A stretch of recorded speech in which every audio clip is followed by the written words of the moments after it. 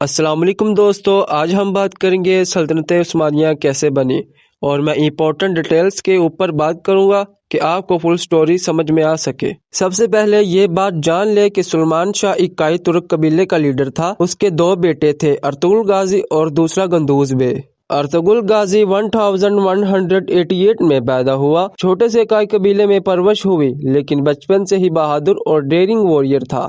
جیسے جیسے وہ جوان ہوا، اس نے حق اور سچ کا راستہ چنا اور بہت سی جنگوں میں حصہ لیا۔ ارطغرل غازی اپنے ساتھیوں کے ساتھ مل کر منگولز اور بازنطینی کے خلاف لڑے۔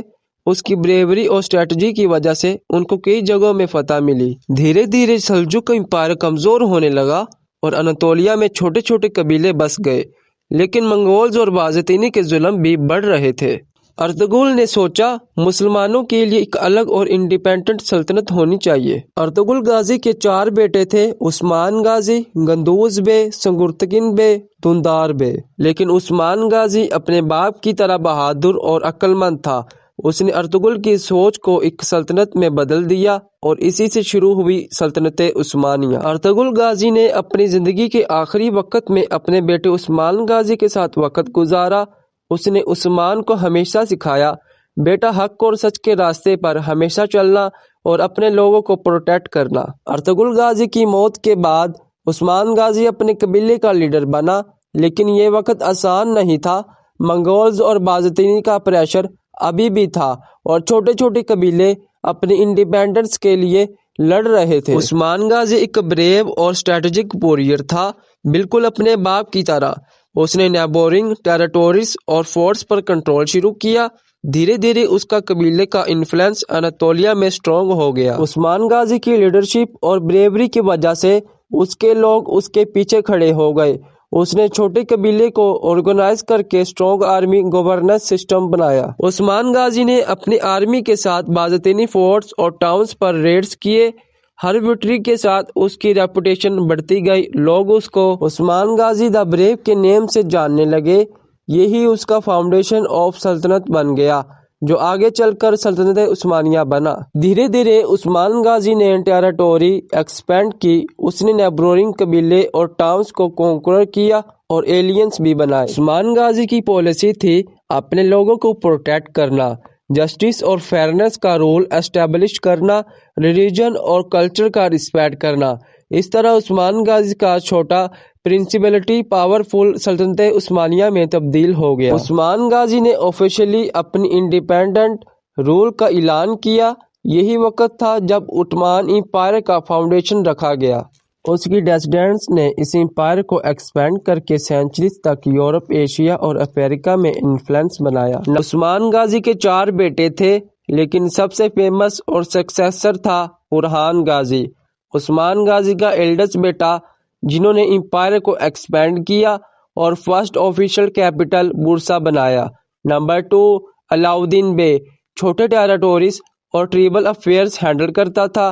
نمبر 3 ساوچی بے، ارلی ملٹری کیمپینز میں عثمان کے ساتھ تھا۔ نمبر 4 یعقوب بے، موسٹلی لوکل گورننس اور سپورٹ رول۔ عثمان غازی کی ڈیتھ کے بعد اورحان غازی نے امپائر کا لیڈرشپ سنبھالا۔ اس نے بورسا کیپچر کیا اور اسے کیپٹل بنایا۔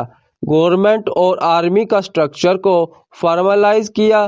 اسلامک انسٹیٹیوشن اور مساجد کو بلڈ کروایا۔ بازنطینی اور نیبورنگ ٹرائبس کے خلاف ایکسپینشن کنٹینیو رکھا۔ اورحان کے ٹائم میں عثمان امپائر کا فاؤنڈیشن اسٹرانگ ہو گیا اور امپائر اناطولیہ میں میجر پاور بن گیا۔ اس کے بعد عثمانی سلطنت کی توسیع کا دور شروع ہوا۔ اورحان غازی کے بعد آنے والے سلاطین نے سلطنت کو یورپ ایشیا دونوں میں وسعت دی۔ اہم واقعات یہ ہیں کہ سلطان مراد اول نے ینیچاری فوجی نظام قائم کیا اور بلقان میں فتوحات حاصل کی۔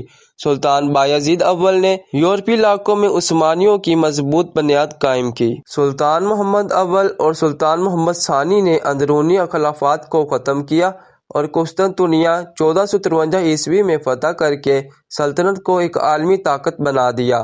وقت کے ساتھ ساتھ عثمانی سلطنت نے یورپ، مشرق وسطی اور افریقہ کے کئی علاقوں پر اپنا کنٹرول قائم کر لیا۔ سلطان محمد ثانی 1451 میں صرف 19 سال کی عمر میں عثمانی سلطان بنے۔ ان کا سب سے بڑا مقصد بازنطینی سلطنت کا خاتمہ اور قسطنطنیہ کی فتح تھا۔ 1453 عیسوی میں قسطنطنیہ کا محاصرہ شروع ہوا۔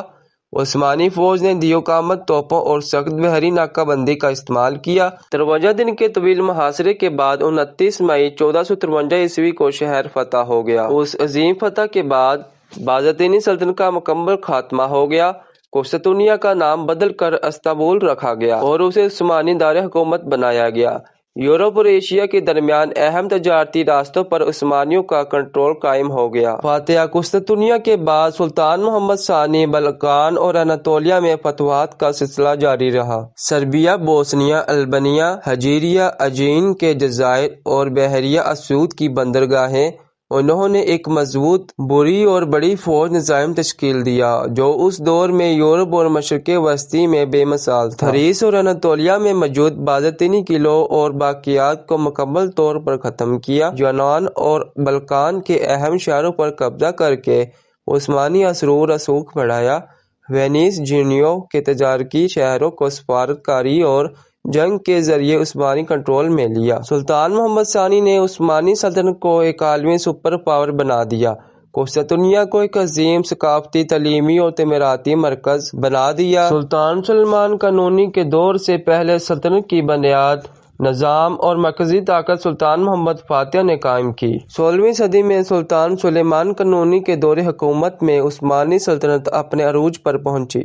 قوانین اور عدالتی نظام میں اصلاحات، فن تعمیر، ادب اور ثقافت کا عروج۔ یورپ اور مشرقی وسطی میں ناقابل مقابلہ فوجی اور بحری طاقت۔ سلطنت عثمانیہ کا زوال کیسے آیا؟ 17ویں صدی کے بعد سلطنت عثمانیہ زوال کا شکار ہونے لگی۔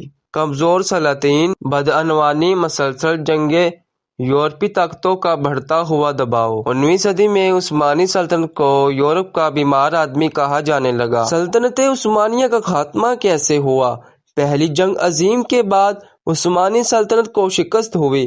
1930 عیسوی میں مصطفیٰ کمال اتاتürک نے جمہوریہ ترکی قائم کی اور یوں عثمانی سلطنت کا باضابطہ خاتمہ ہو گیا۔